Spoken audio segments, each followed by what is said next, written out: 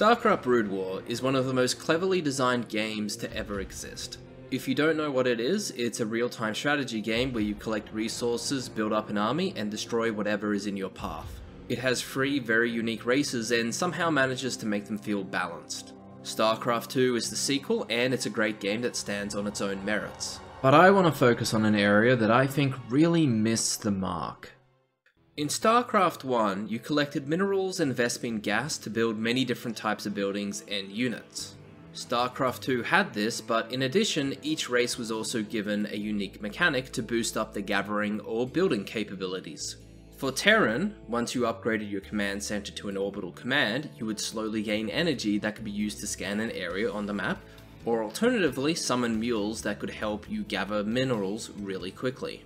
For Protoss, you had the spell Chrono Boost on your Nexus that would speed up the build times of units or upgrades by 50%. The goal with both of these mechanics is to ensure that your main building's energy doesn't hit the 200 energy cap, so you're not wasting energy as a resource. You always want to make sure that these abilities are used, and fortunately you have about 3 minutes to do this before you reach the energy cap. This is not the case with Zerg. Zerg buildings didn't get energy. Instead, you build queens which would inject larvae into hatcheries. The way Zerg works is that up to 3 larvae will passively spawn from the hatchery, and you can spend your resources turning them into a variety of units. What inject larvae does is it allows the hatchery to get an additional 3 larvae every 40 seconds.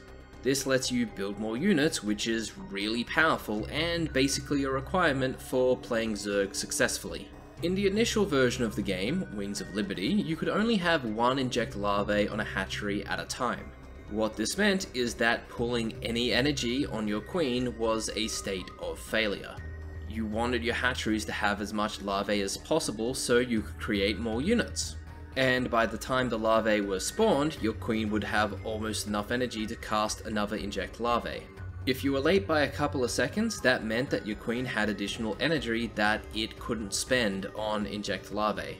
This was the complete opposite of the orbital command and Nexus, where if you forgot about them, you could just spawn a ton of mules and reset the energy to 0. Or you could chrono boost a bunch of buildings at the same time. But for the Zerg, you couldn't make up for your mistake. You would permanently have less larvae for the rest of the game. You could spend the excess energy on creep colonies or healing units, but that was normally the job of other queens not designated to a hatchery. You would always have less larvae overall if you didn't play perfectly.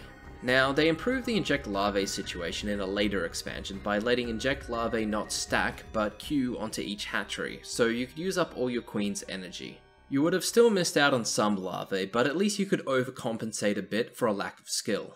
But then we have the second issue, which is the ease of use. The skill requirement to quickly use a Terran's orbital command is to have all the centers selected in a single control group, and then cast a summon mule spell as many times as you need on a desired location. This is really easy to do and requires very little skill.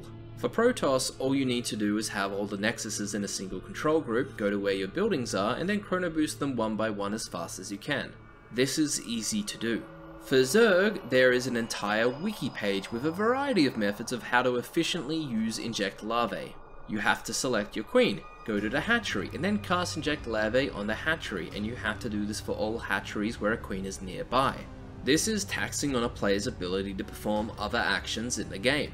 If you screw up and let your queen get a maximum of 200 energy, it's going to take 14.4 seconds to use up all the energy to spawn larvae per queen. I think the solution for this would have just been that if you have all your queen in a single control group, and then you press the inject larvae spell, the queen would automatically cast a spell on a nearby hatchery, substantially reducing the effort needed to complete the spell. Alternatively, you could have just made it an autocast spell, but the competitive RTS community is fairly allergic to anything that lowers the skill floor by automation. My point of view is that you're expected to have as close to 100% uptime with these mechanics. And if you expect a bonus 100% of the time, it no longer feels like a bonus. It feels like the baseline expectation. And when you don't get that bonus, it's gonna feel like a punishment. Fundamentally, I feel like these mechanics come across as avoiding negative reinforcement rather than seeking positive reinforcement. I'm sure that for fans of Starcraft 2, they play the game for long enough to where these mechanics either don't bother them or have become an acquired taste that they enjoy. but I think the game would have been better had they been initially designed without these additional macro mechanics. There is some decision making between choosing to upgrade to Orbital Command or Planetary Fortress, as well as between choosing a scan or a mule. And there is also some choice in choosing which building you want to use your Chrono Boost on. But overall, it's just another thing you have to do in order to play correctly. It feels like busy work for the sake of busy work, and I don't think it adds enough meaningful decisions to justify itself. There was enough room for error with both Terran and Protoss that it doesn't really feel like much of an issue. But for Zerg, it just sucks, and as a result, I never wanted to play them. I and many people would have played random if it wasn't for the inject larvae mechanic. Regardless of whether you agree with me or not, I hope you can at least see where I'm coming from. If you're new here, hi, I'm Brano. I'm a hobbyist video game developer, and I make videos on game design and development.